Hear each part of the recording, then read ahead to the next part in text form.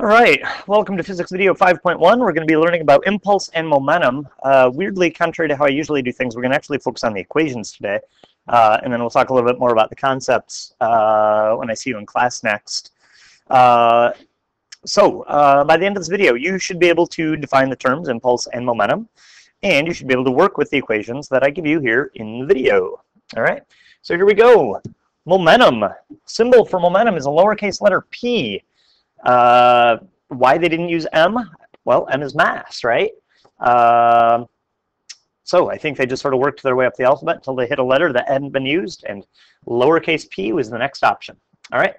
So definition of momentum is inertia in motion, which for a lot of people doesn't make a ton of sense. Here's how I like to break it down. Check it out. One of the things we learned was that mass is a measure of inertia, right? And when you're measuring motion, you're measuring the object's velocity, right? So momentum, inertia in motion, we're talking about the mass of the object having some velocity, all right? So to have more momentum, you have to have more inertia, more mass, and more motion, more velocity, okay? And so, in general, an object that has more mass and more velocity has more momentum, all right? So here's the equation we're going to use to calculate momentum. It's just mass times velocity, okay? In shorthand, P equals mv. Momentum equals mass times velocity. All right. So let's do a quick example here. The main thing I want to talk about, the math is easy, but I want to talk about the units for a second. So suppose I gave you this. Suppose I told you a 5-kilogram object is moving at 4 meters a second. What's the momentum? Well, the answer is here on the board, but again, I want to talk about the units. So what you would do is you'd start, by writing down what you know, which is this. We know the mass of the object is 5 kilograms. We know the velocity is 4 meters a second. We're looking for momentum, right? So you go, oh, well, momentum is mass times velocity. Plug in your numbers, 5 kilograms moving at 4 meters a second gives you a momentum of 20 kilogram meters per second. Okay, and that's how you leave it. Unfortunately, there's not a shorthand way to write out those units. It just is what it is. It's 20 kilogram meters per second. Okay? Also worth noting is that if the object was sitting at rest, then the velocity would be 0, which would also make the momentum 0, right? So just be aware of that. You have to be moving to have momentum. All right. So moving forward, momentum depends on mass and velocity, right? And it turns out that because of that, it's possible for two very different objects to have the same momentum. I just realized I forgot to change a typo here. We're going to change the velocity of the cow here. Pretend this was 0.4. All right, I forgot my decimal there. Okay. So anyway, let's check it out and see if this works. Remember, momentum is mass times velocity, right? So we know our mass is 20 kilograms. We know our velocity is 8 meters a second. Multiply it out, and you get 160 kilogram meters a second, right? Okay, now the cow, on the other hand, has a bigger mass but a smaller velocity, and so the two kind of compensate for each other. Check it out. Momentum is mass times velocity. The cow's mass is 400 kilograms. The velocity is only 0.4 meters per second. When you multiply it out, you get, once again, 160 kilogram meters a second. All right? So it is possible for two different objects to have the same momentum. In this case, you can see you've got a cow that has a big mass and a little velocity, having the same momentum as a dog, which has a little mass and a big velocity. Okay? All right, so it is worth noting, for example, that if the dog changes his velocity, his momentum changes, right? Look, the dog's mass, realistically, the dog's mass is not going to change, right? Okay? The only thing that you can really change about an object is its velocity. Okay? So the only way that you can change momentum is by changing the velocity, right? So, in this problem, the dog had a mass of 20 kilograms. Let's suppose he had an initial velocity of 8 meters a second. All right, and then let's suppose he sped up to a final velocity of, I don't know, whatever, let's say 12 meters a second. It doesn't matter. All right, but the dog is speeding up. So now he's got an initial velocity and a final velocity, right? Well, because of that, he's also going to have an initial momentum and a final momentum, right? So his initial momentum would be the mass times his initial velocity, which we found on the previous slide. That's 160 kilogram meters a second, right? His final momentum would depend on his final velocity.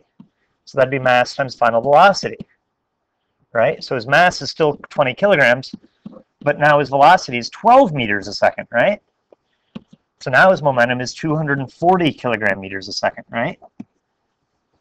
And so as a result, what just happened there is his momentum changed, right?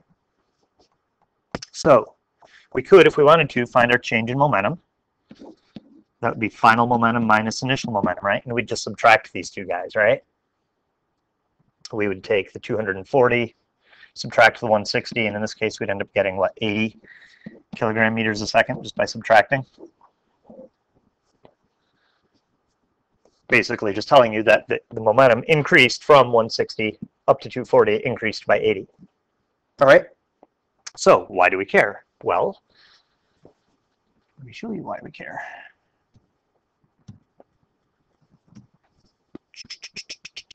Oh, shoot. Arg. There we go. It turns out that you can do a little bit of algebra here. Change in momentum is final momentum minus initial momentum, right? So remember, final momentum is just mass times final velocity. Initial momentum is mass times initial velocity. You can do a little bit of algebra here, factor, and get this, okay? So there's change in momentum. That equation is going to become important in a little bit, okay? So there we go. Right now you're looking at this equation going, why is he telling me this? Bear with me for a second. What we're going to do is we're going to come up with a new equation that allows us to think about some things in a way that we hadn't previously thought about them before. So just kind of write this down and kind of keep it in the back of your head, and we will come back to that in a minute, okay? The big thing, I guess, that you should be understanding right now is that in order for your momentum to change, your velocity's got to change, right? Okay, so moving on. All right, so what we're going to do is we're going to solve this example, this problem that's on the board here. We're going to solve it twice, once using Newton's laws and then once using some new equations that I'm going to show you. All right, so it says, suppose a soccer ball with a mass of 0.75 kilograms is rolling towards Roy at 16 meters a second. Roy is going to kick the ball back the way it came from. In doing so, his foot exerts a force of 180 newtons on the ball for 0.15 seconds. And we got to find the ball's final velocity. And so I sort of broke it up into steps for you. All right, so write the problem down. Okay, and let's make a quick drawing. All right, so here's the idea. Here's the ball. We know the mass of the ball is 0.75 kilograms. It's rolling towards Roy at a velocity. We're going to call that initial velocity because that's the velocity of the ball before it kicks it. The velocity was 16 meters a second. Okay, here's Roy.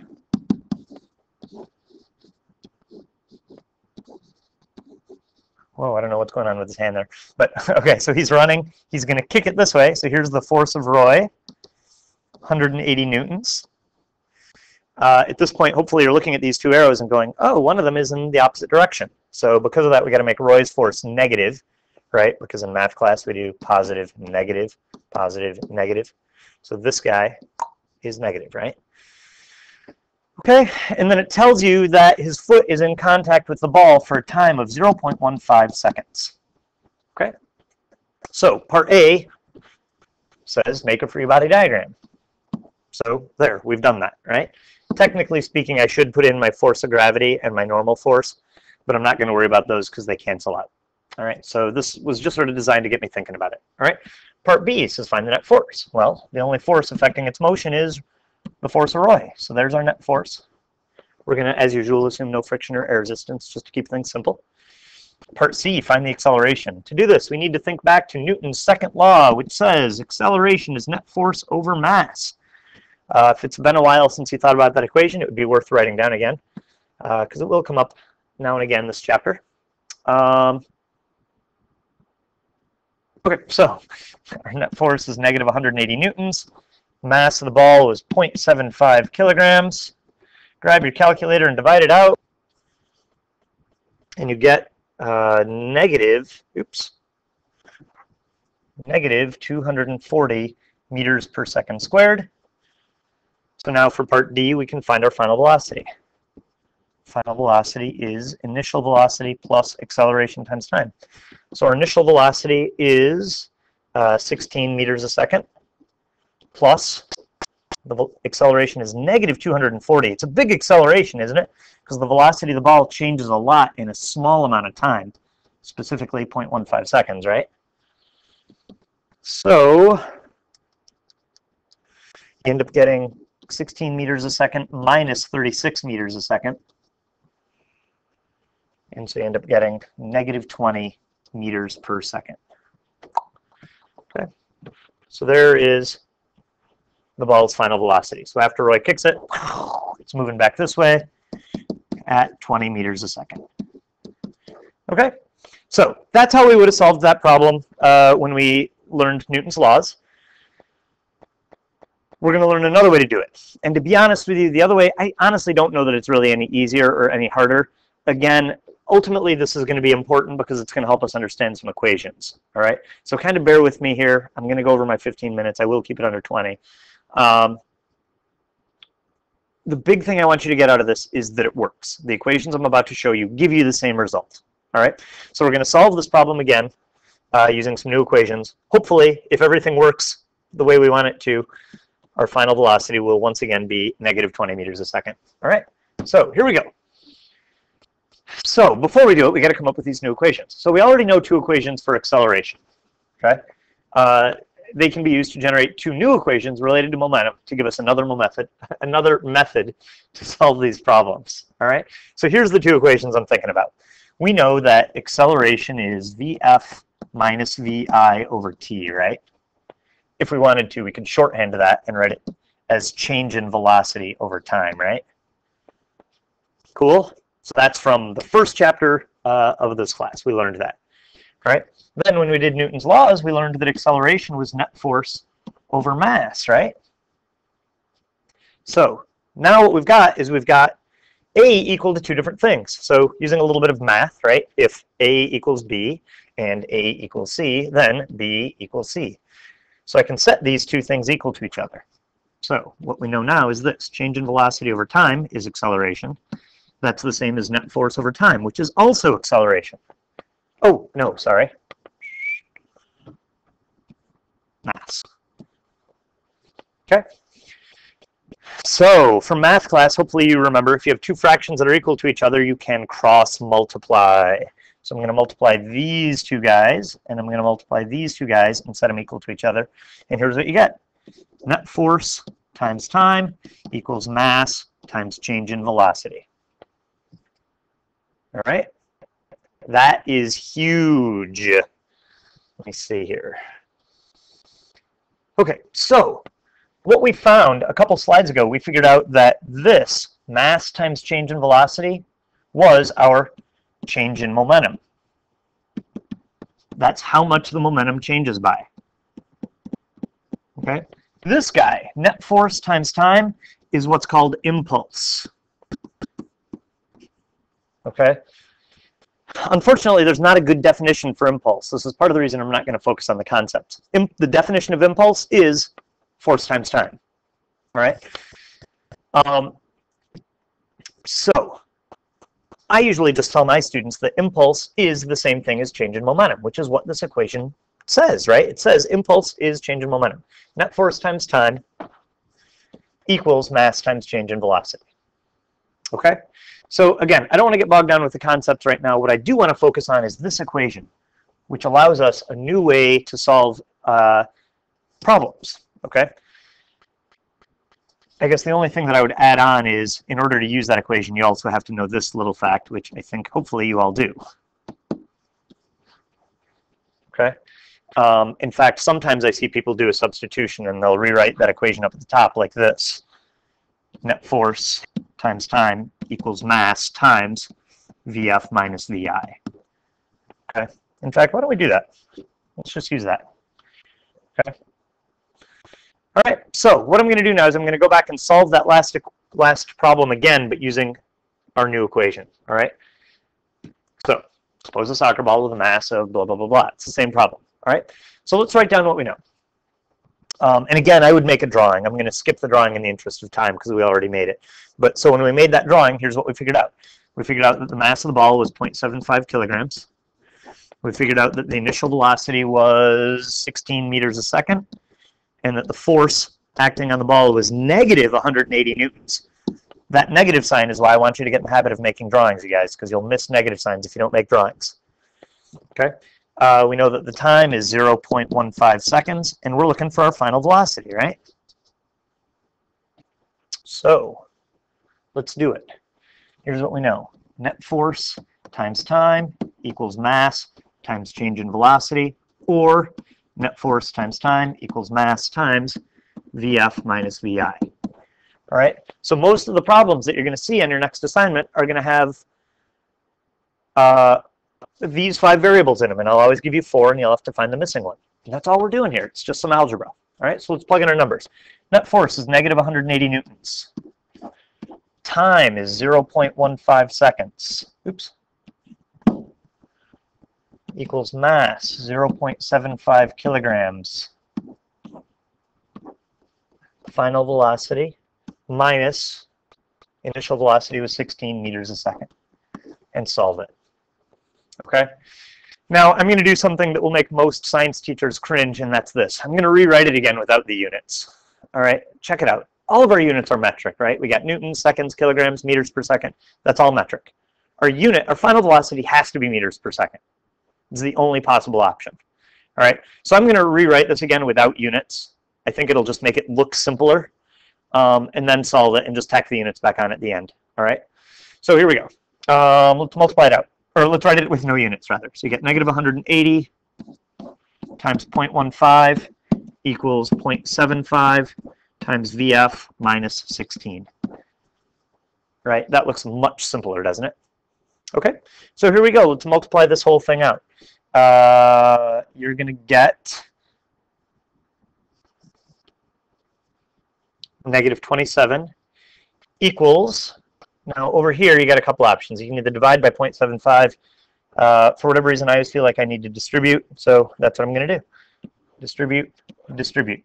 So you get 0.75 VF minus 0.75 times 16 is 12.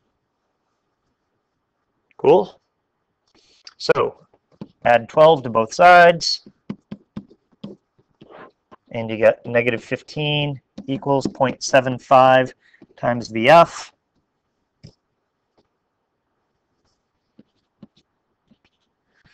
Divide both sides by 0.75.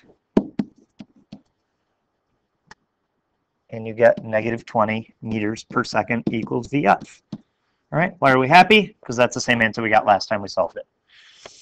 All right, so again, conceptually, what's going on there is a little more complicated. The big thing I want you to understand is that we started out with this new equation here, either of those, right? And we got the same answer, so we're happy. That means that this equation does, in fact, work. All right. So here's what we've learned. Momentum is the product of mass and velocity, right? Product means multiply, mass times velocity. Impulse is just a change in momentum. And here's our equations, right? And then actually we added on, we replaced this bottom one with this.